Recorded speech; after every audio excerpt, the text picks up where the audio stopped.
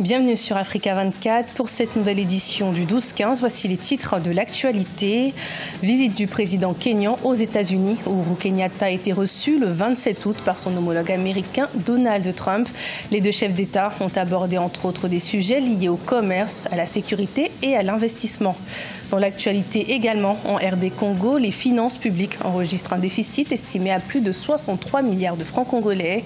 Au 31 juillet, le déficit des réserves en devises était quant à lui estimé à 44,4 millions de dollars. Et puis l'équipe de football des moins de 17 ans au Bénin se prépare pour les éliminatoires de la Coupe d'Afrique des Nations 2019. Les écureuils cadets ont récemment remporté un match amical face au Nigeria avec un score de 3-2.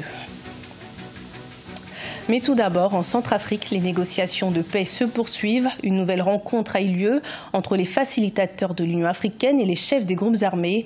L'objectif de ces rencontres est d'aboutir au dialogue et au retour de la paix. Plusieurs membres des groupes armés sont impliqués dans le conflit qui a démarré en 2013 et demandent une amnistie totale alors qu'ils sont cités dans des enquêtes de l'ONU, une requête que le gouvernement a toujours refusée. Au Tchad, une nouvelle constitution qui ne fait pas l'unanimité. En effet, un parti d'opposition, l'Union démocratique pour le développement et le progrès, a lancé une pétition le 27 août. Celle-ci exige le retrait de la nouvelle constitution qui avait été mise en place en mai dernier. Pour l'UDP, il s'agit d'une atteinte au multipartisme et au libre exercice des droits et des libertés.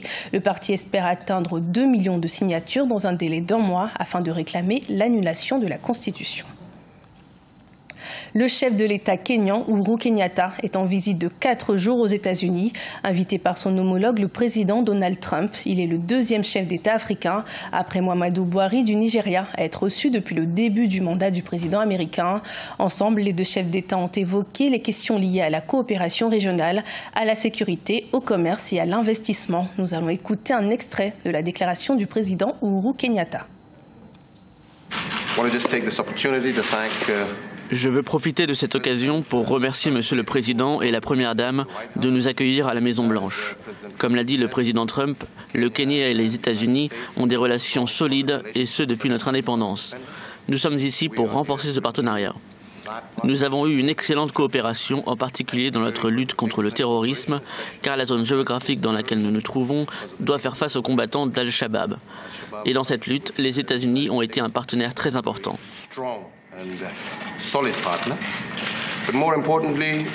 Mais plus important encore, nous sommes ici pour poursuivre et renforcer nos liens commerciaux et d'investissement qui sont déjà très forts. Il y a un bon nombre d'entreprises américaines au Kenya et nous voulons voir comment nous pouvons renforcer cette relation. Pour l'intérêt mutuel de nos deux pays, je pense que nous aurons des discussions très fructueuses cet après-midi qui déboucheront sur de bonnes conclusions.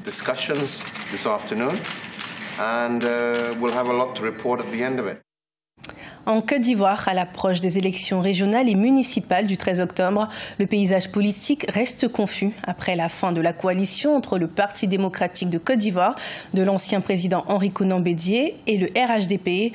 À l'heure où le RHDP et le PDCI ont publié leur liste, 18 personnalités se retrouvent sur les listes des deux partis.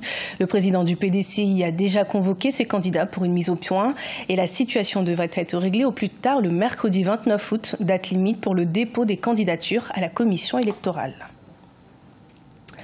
En République démocratique du Congo, l'exécution des opérations financières de l'État s'est clôturée par un déficit estimé à 63,6 milliards de francs congolais au 31 juillet 2018.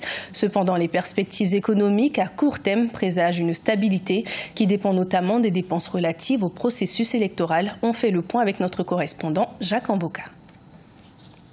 63,6 milliards de francs congolais, c'est le déficit enregistré à la clôture de l'exécution des opérations financières de l'État en juillet en République démocratique du Congo. Quant aux réserves en devises, elles ont connu un déficit de 44,4 millions de dollars.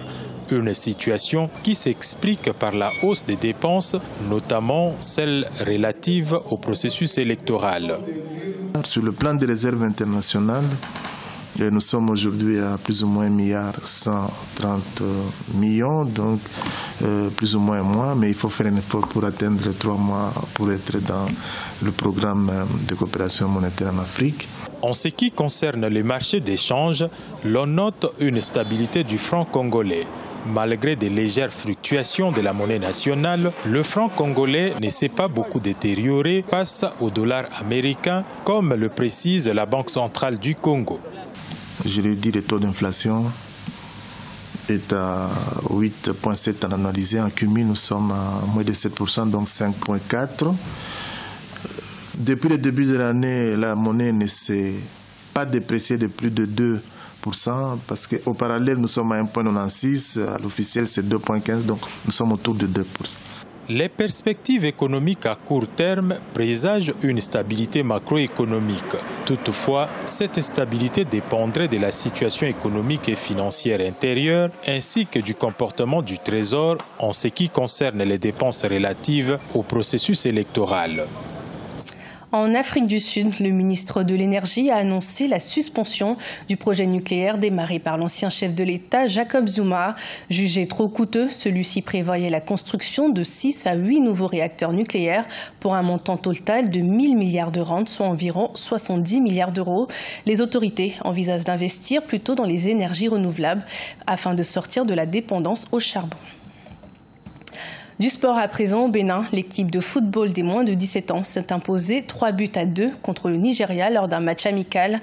Les écureuils cadets poursuivent ainsi leur préparation en vue des éliminatoires de la CAN 2019 des moins de 17 ans qui aura lieu en Tanzanie. On fait le point avec notre correspondant au Bénin, Lefty Ounou. Les écureuils cadets affûtent leurs armes en vue de participer au tournoi qualificatif de la Coupe d'Afrique des Nations des moins de 17 ans, Tanzanie 2019. En prélude à ce challenge qui aura lieu du 2 au 15 septembre 2018 à Niamey, l'équipe cadette du Bénin a affronté l'Académie Oasis du Nigeria au stade René Pleven d'Akpakpa à Cotonou ce dimanche 26 août 2018. Au cours de ce match amical, les écureuils cadets ont été menés sur un score de 2-1 en première partie. De retour des vestiaires, les U17 béninois ont égalisé à la 86e minute de jeu et se sont imposés 3-2 à la 92e minute. Nous restons vraiment sereins par rapport au travail que nous sommes en train d'effectuer. Vous convenez avec nous que nous n'avons pas un championnat, nous avons sélectionné les jeunes talents un peu partout, on a commencé un travail. C'est avec le temps que ça va prendre.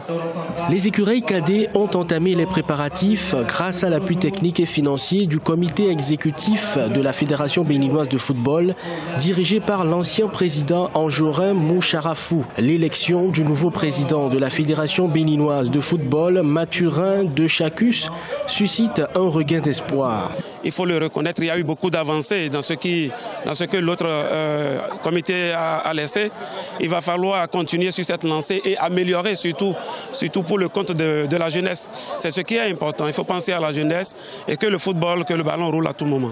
Le Bénin évoluera dans la poule B en compagnie de la Côte d'Ivoire, du Nigeria et du Burkina Faso. À noter que le vainqueur de ce tournoi qualificatif représentera la zone UFOA B pour la CAN U17 Tanzanie 2019. Ce journal a été préparé par l'ensemble de la rédaction. Merci de votre fidélité. Retrouvez dans un instant une nouvelle édition de l'information sur Africa 24.